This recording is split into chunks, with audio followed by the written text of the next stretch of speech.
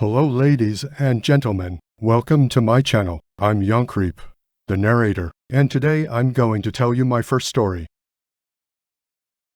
Difficult child. I am a psychiatrist, working in a center for adaptation and socialization of children survivors of domestic violence. My cases are not just downtrodden children of alcoholics and drug addicts. They are children and adolescents involved in one way or another in the violence committed by their relatives, as accomplices or silent witnesses. To support a child who has observed his father's abusive behavior and endured several years of suffering, or a child who knows where his mother's remains are buried in the yard, is just as difficult as aiding a child who has undergone trauma of crime themselves. You want statistics? Please. Out of 100 such children, about 45 commit serious crimes before their 30th birthday, and that's with treatment. The boy I want to write about is named John, or Clarence, or George. We have not found his birth certificate. There are no records of him in the registry office. We don't know who his mother is. It is only known that he is indeed the biological son of the ogre and Verdens. You will not find any publications in the media about his detention and trial, because there was neither detention nor trial. The policeman who tracked down his gingerbread house beat him to death, and the case was tried in a strictly closed procedure. The boy was handed over to us. They ate only women. A woman who found herself alone in the street at dusk would meet on her way not a strange man, from whom she should have run and screamed, but a beautiful 5-year-old child, frightened and crying. The boy would introduce himself as John, or any other name of his choice, clinging to the woman and begging to be taken home. Rare witnesses saw the woman walking somewhere with the blonde-haired boy, endlessly thanking the kind Aunt Melanie, Victoria, Stacy. As it turned out later, he always asked their names, intuitively feeling that this would make them even more sympathetic to him. The agitated father of a lost child, who met them, also aroused only positive feelings in the woman. Soon after this meeting, the father and his son loaded the corpse into the trunk and returned home to cook a meal. Not a single traffic policeman ever inspected the car. After all, there was a child in the cabin who had a severe toothache. The boy was present during the whole process of cooking, cutting, canning, and all this time he kept naming what his father was cutting into pieces and Vicky, Melanie, and so on. Moreover, he also called frozen briquettes and cans of canned human meat the same thing. The investigator, a man, fainted when the child started listing, pointing to the glass jars. "This is Aunt Jade," she was limping, "and this is Aunt Clem."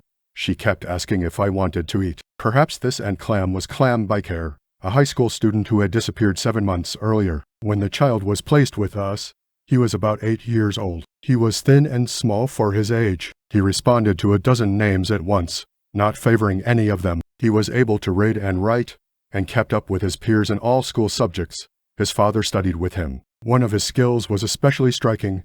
He knew how to please people, caused sympathy, beat on pity, made you feel your importance in his fate. At first he was recognized as promising. After 10 days all the women of the center, from psychologists to nurses, refused to work with him. He saw women only as food. He examined them, cuddled, sniffing. Nothing in particular, but in all his behavior there was something that made it impossible to be around. Soon he realized it himself, realized the dangers of it, and changed his behavior. Oh, not right away. Gradually he started crying at night, throwing nightmares, calling for his mom, and throwing tantrums. But guess what? His heart rate didn't increase much, but I was the only one paying attention to his pulse, and the fact that he wasn't eating meat. On the contrary, the board of doctors considered the letter a sign of deep subconscious remorse, and it was useless to say that the meat offered to him he sniffed and tasted before rejecting it with indignation. And then I began to be implicitly but tangibly removed from working with him. Certificates from other doctors,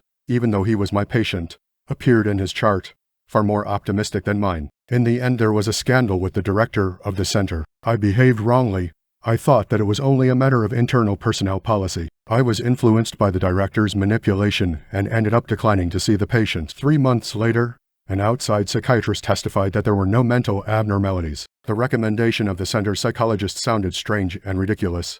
Involvement in physical labor in the fresh air, traditional family relations. A month after the boy was placed in the special boarding school, a family of farmers was found who wanted to adopt him. These people were found by the mayor of our city through the program of adoption of problem children. George, so named, became their third adopted problem child. For 3 years now, I have been secretly gathering information about this family. The farm is growing all the time. Whereas 3 years ago they supplied meat only to the homes of the richest residents of the city, including the director of our center and the mayor.